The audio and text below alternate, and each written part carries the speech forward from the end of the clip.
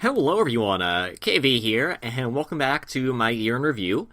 Don't have any guests with me this time for this particular episode, because I wanted to kind of discuss a few games I haven't been able to discuss in depth.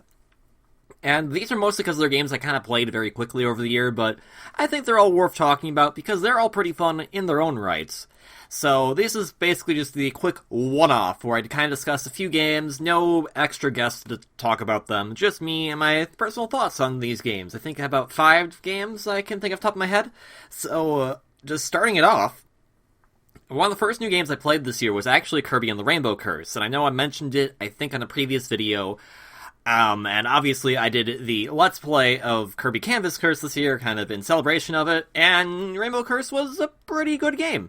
I think it was a little hard. It had two things going against it. A, it was directly after Triple Deluxe, which was my favorite game of last year.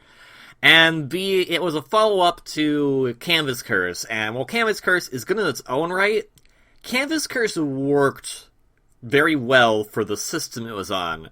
Rainbow Curse, well, gorgeous, doesn't exactly work as well because it's still the same Canvas Curse touch control thing, so you don't really even need the TV to do the game. You could just be looking at the gamepad the entire time, because that's where you're going to be looking most of the time. So I guess that's kind of the about it.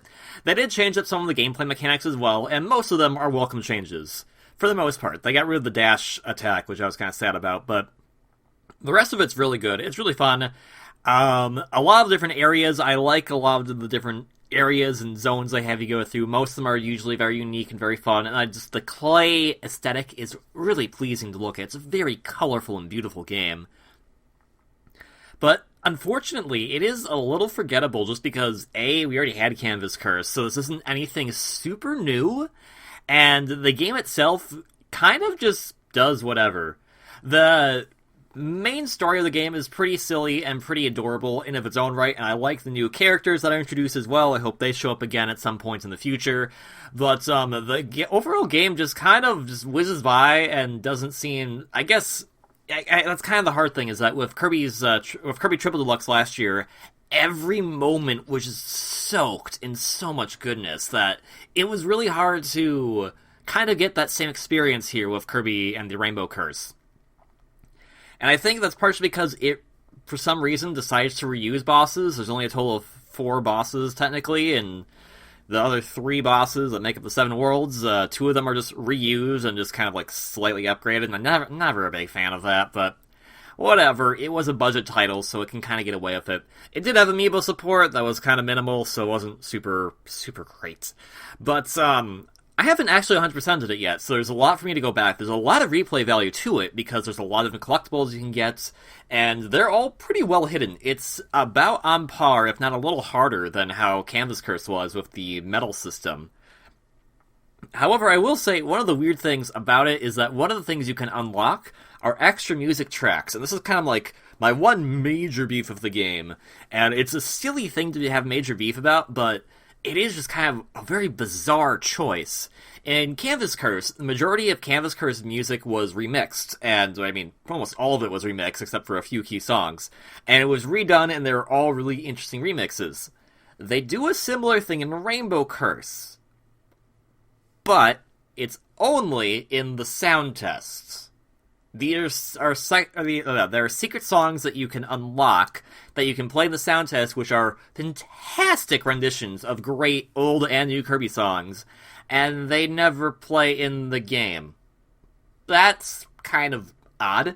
I don't understand what the choice was for that.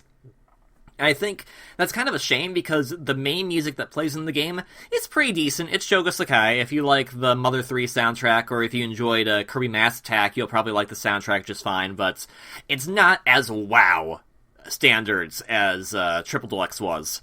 So it was kind of just like a little whatever for that music, and then you have all these really good remix tracks that are not playing in the game for some reason. That was really bizarre choice. But other than that, the game is super fun. It does have multiplayer, which is kind of neat in of itself.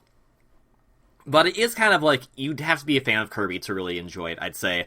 It definitely did not leave as huge of an impression as I thought it was going to leave, but I also wasn't expecting a ton out of it, so it's a good game. It's only $40, so you could go pick it up if you find any interest in it, and it's cute, it's adorable, it plays fine, everything about it is decent. It's just, you can't really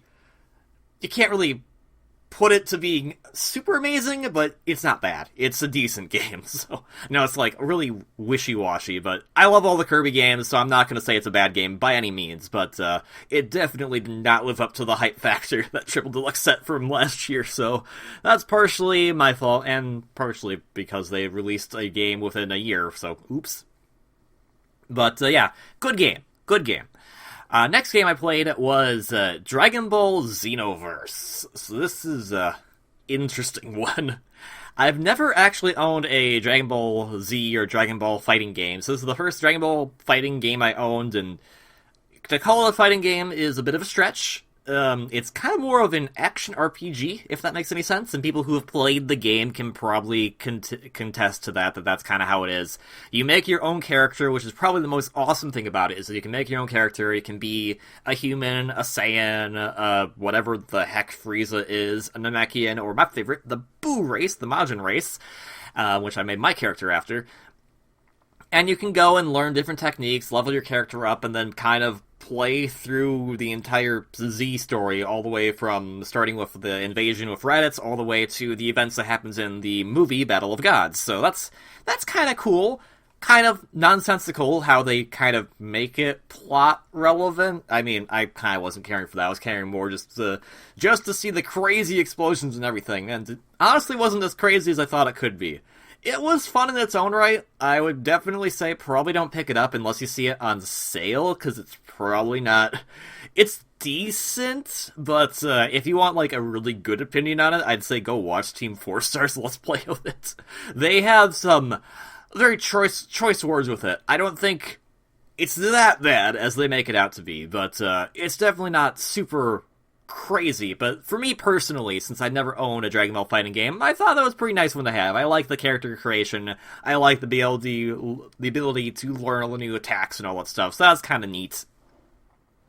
But not much to say on that one. I definitely said more on the Kirby one, because I know Kirby is passionate to me, so Kirby Rainbow Curse is good. You should pick it up if you want to. Next on the list is actually going back kind of off Kirby a little bit, is another HAL Laboratories developed game, which was Boxboy for the 3DS. It's an interesting puzzle platformer. As of this recording, I have not actually beaten it because I just don't know what it is. Like, it's the puzzles and whatnot, the aspects of it are cute and the puzzles are creative, but the atmosphere in that game is just so dry. It's very barren, the music is extremely minimal, and I get they're all supposed to be cute little boxes, but it kind of works against it, to be honest, because when you think about it, because I go from playing, Kirby and the Rainbow Curse, this really super colorful, adorable game, and then I just go to this monochrome game about boxes. So that's just kind of like, well, that's like those are like two opposite extremes of the spectrum. Not to say that Boxboy is bad, but if you you see it and you don't think it looks interesting whatsoever, probably not something you should pick up. Not that it's not bad, it's kind of a niche type of game, unfortunately, and I think, for me personally, I have not really been sucked into it as much as I think they wanted people to get sucked into it, and I was just kind of sad by that, because I know HAL Labs has made some really great games that aren't just Kirby stuff, and I was kind of a bit upset to see that this game didn't really impress me as much as I was hoping it would, so that could be on my fault as well, but it was decent. Nothing super amazing, I'd say, but decent. Probably, if I want to rank these games right now, Kirby and the Rainbow Curse at top for sure, then Boxboy, then probably Dragon Ball Xenoverse, I don't know. I believe there's another game. There's one other game I want to discuss, but I want to get to that one at the very end, because I have some choice words about, not particular to the game, but just in general. I can't really think of another... Oh, right. I haven't played it recently, or actually, I think I have actually, but WayForward did a new game this year, which is called Mighty Switch Force Academy, which is based off the Mighty Switch Force series, which I initially started playing back in 2013. I haven't discussed the Mighty Switch Force series on this channel, and if you don't know about them, you should go play them. The original two Mighty Switch Forces you can get on either the 3DS or Nintendo Wii U. I think they're on Steam now, don't quote me on that. But they're fun puzzle games that have a lot of spunk and a lot of action and that great way forward charm. So, Academy, Switch Force Academy, was a Steam greenlight game that finally got an official release, and it's okay. It's another, like, I think for me personally, the idea of it is really neat, but I kind of liked having it on the portable systems more than having it. It's only for Steam, so having it on a PC, especially with how the resolution works in that game, which can sometimes be very obnoxious, just due to how they changed up the game mechanics, which is cool, but for me, running on, I have two monitors, one's 4x3, my main one's 4x3, so yeah, that aspect ratio gets a little annoying. But, it's fine. If you like the Switch Force series, I'd highly recommend at least giving it a try, picking it up a little bit if you like it.